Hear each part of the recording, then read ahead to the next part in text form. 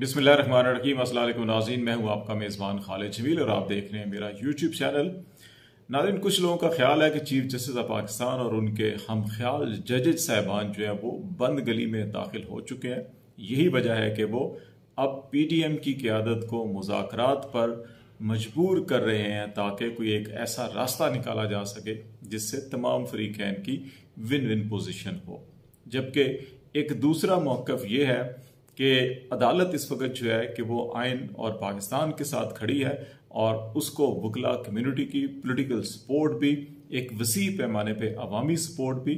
और भरपूर इस अवामी सपोर्ट के साथ जो है कि वो फ्रंट फुट पे खेल रहे हैं। और PTM जो है वो इस वक्त बंद गली में दाखिल हो चुकी है, जिसके पास बड़े महदूद ऑप्शन है और उनमें या तो अब उनको इलेक्शन में जाना पड़ेगा या फिर उनको तौहीन अदालत का सामना करना पड़ेगा या अदम एतमाद की सूरत में प्राइम मिनिस्टर को घर जाना होगा। इसके अलावा उनके पास कोई तीसरा ऑप्शन नहीं है। तो अब इस वक्त जो सारी सूरत हाल इस वक्त ऑन ग्राउंड मौजूद है, आज भी हम तमाम दिन सुप्रीम कोर्ट ऑफ पाकिस्तान में रहे, हेयरिंग हुई, पॉलिटिकल डायलॉग की बात हुई, तमाम सियासी जमातों के नुमाइंदे सुप्रीम कोर्ट ऑफ पाकिस्तान में आए, अपना अपना उन्होंने मौक़िफ़ पेश किया। कोर्ट के अंदर उनका क्या मौक़िफ़ था और कोर्ट के बाहर जो सियासी बयानात हुए, जो प्रेस कॉन्फ्रेंसें हुई, उनमें क्या फ़र्क था। और फिर जो कोर्ट का शाम को टाइम दिया गया, उस शाम को अटॉर्नी जनरल ऑफ पाकिस्तान और फारूक एच नाइक जो पीपल्स पार्टी के वकील हैं, सेनेटर रहे हैं, चेयरमैन सेनेट रहे हैं, बड़े अहम जिम्मेदार हैं पीपल्स पार्टी के, उन्होंने जो चीफ जस्टिस ऑफ पाकिस्तान से इन चैम्बर मुलाकात की और फिर वहाँ पे जो दरख्वास्त की, रिक्वेस्ट की, उसमें और जो एक सियासी बयानिया है उसमें क्या फ़र्क है, ये आपको हम बताएंगे। और दूसरा, एक इस्लामाबाद में आज बड़ी अहम अस्करी क़यादत की जानिब से मुलाकात हुई है प्राइम मिनिस्टर शहबाज शरीफ से,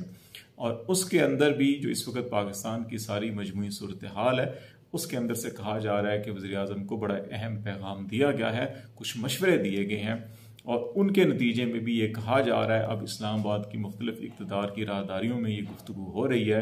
कि ये हुकूमत जो है मई में किसी वक्त भी जा सकती है, असम्बलियाँ तहलील हो सकती हैं।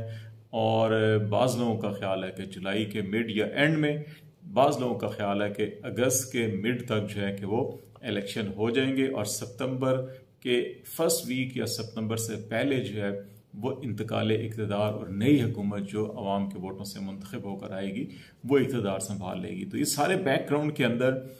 चल क्या रहा है, ये सारी चीज़ें हो क्या रही हैं और क्यों ये बात की जा रही है कि इंतखाबात जो हैं कि वो जुलाई या अगस्त में होंगे और सितंबर के स्टार्ट में नई हुकूमत होगी, इस पर हम कुछ बातचीत करेंगे। अगर सुप्रीम कोर्ट का अहवाल देखा जाए, आज तमाम दिन की जो कार्रवाई हुई थी उसमें जो सुप्रीम कोर्ट के अंदर तमाम मामलात थे उसमें कुछ अच्छी चीज़ें भी हमें पॉलिटिकली नज़र आई। ख्वाजा साद रफ़ीक जब आए वो बड़े तहम्मुल और बुर्दबारी के साथ, बड़े मिलनसारी के साथ जो है शाह महमूद कुरैशी और फवाद चौधरी को मिले। कमर ज़मान कायरा जो है सुप्रीम कोर्ट के अहाते में, वो भी फवाद चौधरी के साथ बड़ी सरगोशियाँ भी करते रहे और उन्होंने अदालत को, चाहे PMLN हो, चाहे पाकिस्तान पीपल्स पार्टी हो या सादिक BNP की नुमाइंदगी कर रहे थे, तो जितने भी सियासी नुमाइंदे यहाँ पे आए हुए थे उन्होंने अदालत को भरपूर अपने ताउन की यकीन दहानी कराई कि मुज़ाकरात हो रहे हैं और इसमें हम किसी हल की तरफ पहुँच जाएंगे। सिराजुल हक जो इन्होंने इनिशिएटिव लिया था उनका भी यही ख्याल था और PTI ने भी इसको सपोर्ट किया। फिर उन्होंने टाइम दिया, ये कहा जा रहा था कि हमें कुछ वक्त दे दिया जाए कि ईद के फौरी बाद जो है APC होगी, लेकिन चीफ जस्टिस ने कहा कि आप अभी अपनी लीडरशिप के साथ मुशावरत करें और 4 बजे आ जाएं, तो फिर देख लेते हैं फैसला क्या करना है। इस दौरान सुप्रीम कोर्ट के फैसले, ये जो गैप था, वक्फा था, इस दौरान जो है कि शहबाज शरीफ साहब की ज़ेर सदारत एक अहम इजलास हुआ, बिलावल भुट्टो ज़रदारी उसमें शरीक हुए, इत्तेहादी सरबराहान शरीक हुए, मौलाना फजल रहमान से और ज़रदारी साहब से उस मीटिंग के दौरान टेलीफोनिक रब्ते किए गए। ज़रदारी साहब ने खैर मकदम किया सुप्रीम कोर्ट की जो हेयरिंग थी और अपनी सपोर्ट का यकीन दिलाया, लेकिन जो फजल रहमान साहब थे वो काफ़ी, उनका मिजाज मज़ीद गर्म हो गया और उन्होंने कहा कि हमें, जो बाद में उन्होंने प्रेस कॉन्फ्रेंस भी की और कहा जी पहले बंदूक की नोक के ऊपर मुज़ाकरात करवाए जाते थे, मजबूर किया जाता था, अब हथौड़े की बुनियाद के ऊपर जो हमें मजबूर करने की कोशिश की जा रही है। और क्योंकि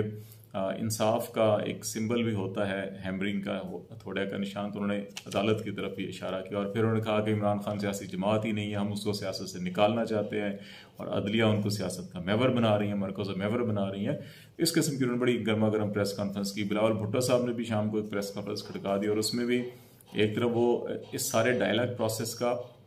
हिस्सा हैं और इसको सपोर्ट करते हैं, और दूसरी तरफ उन्होंने भी अदालत को एक बार फिर आड़े हाथों लिया और इमरान खान को भी आड़े हाथों लिया और तनकीद भी की। लेकिन इस सारी सूरत हाल के अंदर जो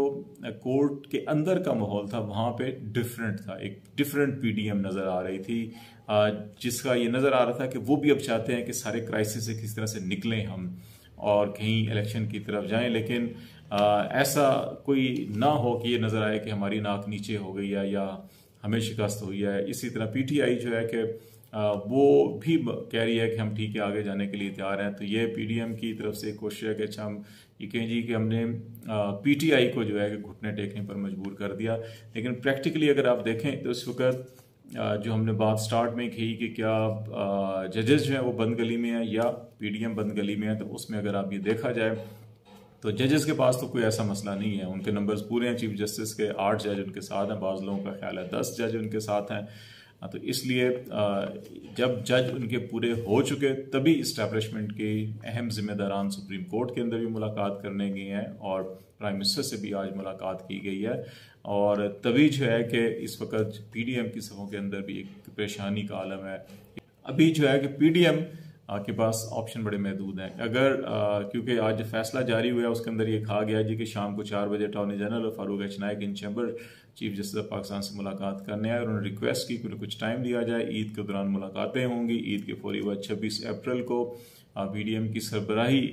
मीटिंग है और उस मीटिंग के बाद 27 अप्रैल को जो है कि सुप्रीम कोर्ट को हम रिपोर्ट करेंगे कि पीडीएम की क़यादत ने क्या फैसला किया है। मीनवाइल सुप्रीम कोर्ट ने यह फैसला किया कि उनका जो 14 मई का इलेक्शन का फैसला है वो बरकरार है। 27 अप्रैल तक जो है कि हुकूमत जो है वो पैसे फराहम करे। और तहरीरी फैसला जो गुज़श्ता रात जारी हुआ उसके अंदर भी लिखा हुआ था कि अगर अब फिर हुकूमत ने कौमी असम्बली से करारदाद मंजूर करवाई इस ग्रांट को मुस्तरद करने के लिए, तो ये ज़हन में रखा जाए कि पहले 2 दफ़ा हुकूमत करवा चुकी है और अगर फाइनेंस बिल या ज़िमनी ग्रांट मुस्तरद हो कौमी असम्बली से तो इसका मतलब होता है कि वज़ीर आज़म ऐवान का एतमाद खो चुके हैं। ये जो बात है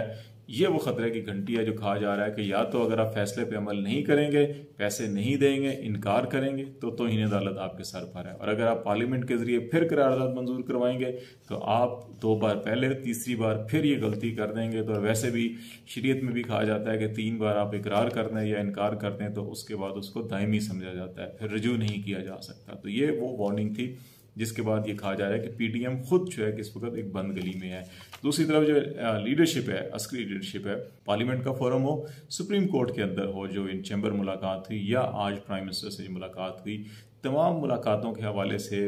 जो जिम्मेदारान हैं उनका ये कहना है कि इस वक्त इस्टेब्लिशमेंट के अंदर भी ये सोच पाई जाती है कि मुल्क को इस सारे क्राइसिस से निकालने के लिए और एक ट्रैक के ऊपर लाने के लिए ज़रूरी है कि कंसेंसस के साथ एक ऐसा वक्त तयन कर लिया जाए जिसमें पूरे मुल्क में इलेक्शन करवाए जाएं। और वो अब जो है कि वो देर नहीं है, वो जो पीडीएम पब्लिकली जो मर्जी स्टैंड से इख्तियार करती रहे, अक्टूबर नहीं, ये अगस्त हो सकता है या जुलाई हो सकता है, लेकिन अक्टूबर नहीं होगा। अगर जुलाई होता है या अगस्त होता है तो फिर ये मई के अंदर जो है असम्बलियाँ तहलील होंगी और फिर इलेक्शन की राह हमवार होगी। तो लेट्स सी, अब देखते हैं कि ईद है, आप सब लोग ईद मनाएं, तमाम हुकूमती पीडीएम के अकाबरीन भी ईद मना रहे हैं। तो उसके बाद फिर 26 को मीटिंग में क्या फैसले होते हैं और 27 को सुप्रीम कोर्ट को क्या रिपोर्ट पेश होती है और फिर 27 या 28 को अगला सुप्रीम कोर्ट का ऑर्डर क्या होता है, आपको आगाह करते रहेंगे। फिलहाल खालिद जमील को इजाज़त दीजिए। अल्लाह हाफिज़।